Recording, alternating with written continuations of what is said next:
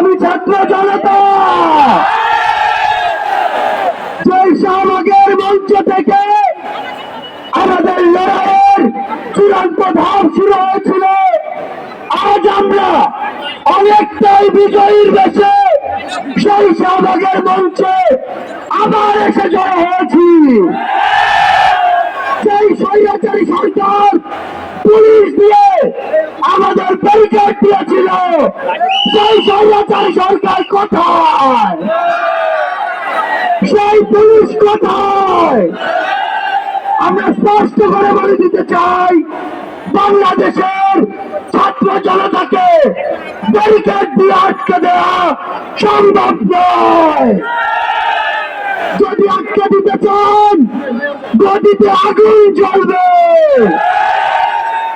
এই স্বৈরাচারী সরকার নাকি ভারতে বসে পাল্টা করা অভ্যুত্থানের চেষ্টা করছে। এর চেয়ে বেশি হাস্যকর আর কি হতে পারে? আমরা স্পষ্ট করে বলে দিতে চাই, যদি যেখান থেকে হোক পাল্টা করে অভ্যুত্থানের চেষ্টা করে থাকেন, তাহলে আপনাদের গায়ে বারে জানাজা পড়ার লোক খুঁজে পাবেন না। আমরা যখন রক্ত দিতে শিখেছি, তখন আপনাদের মতো ফ্যাসিস্টরা আমাদের লোক পর্যন্ত স্পর্শ করতে পারবে না।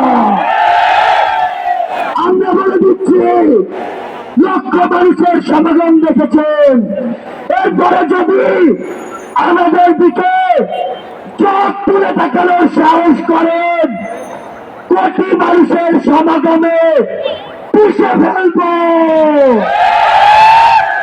আমরা স্পর্শ করে বলে দিতে চাই, এই বাংলাদেশ 16 বছর পরে স্বাধীনতার যে নতুন মুখ দেখেছে, সেই মুখের দিকে কেউ যদি নজর দেওয়ার চেষ্টা করে, তাহলে তার জায়গা আমাদের এই বাংলাদেশে হবে না। আমরা একটি কথা আপনাদের স্পষ্ট করে বলবেন, এই যে শয়তানরা, এই যে কুচক্রীরা, তাদের যারা দোষর, তারা কিন্তু একদিনের অভ্যুত্থানে এই দেশ ছেড়ে চলে যায়নি। সালমান এফ রহমানের মতো দণ্ড সেজে লুকিয়ে আছে আমাদের আশেপাশে। এদেরকে প্রতিহত করতে হবে। যেই নৌকার মাঝে এরা সাধুক না কেন, নৌকা সহ ডুবিয়ে দিতে হবে। আপনাদেরকে স্পষ্ট করে বলি, আমরা আমাদের একটি ধাপ মাত্র পার হয়েছি। যতদিন পর্যন্ত জনতার দ্বারা নির্বাচিত জনগণের সরকারের হাতে ক্ষমতা না যায়, ততদিন পর্যন্ত রাজপথে 10 মিনিটের ঘোষণায় নামার জন্য প্রস্তুত থাকতে হবে। যেই গর্ত দিয়ে ওই ফ্যাসিস্টের দোসররা বের হওয়ার চেষ্টা করবে, দুইটা কাজ করতে হবে।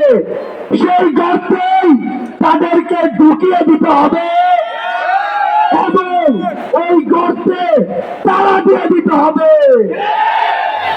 আমরা স্পষ্ট করে বলি, বৈষম্য বিরোধী ছাত্র আন্দোলন বাংলাদেশের কোন নির্দিষ্ট মতের বা দলের আন্দোলন ছিল না।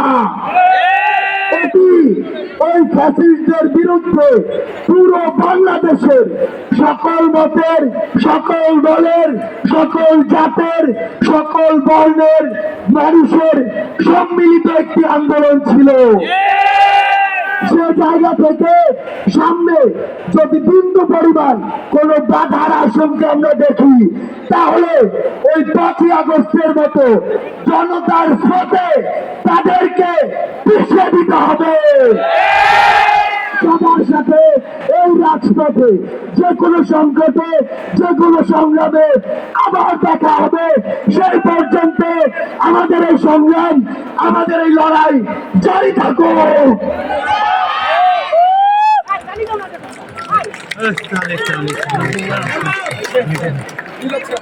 অসংখ্য ধন্যবাদ।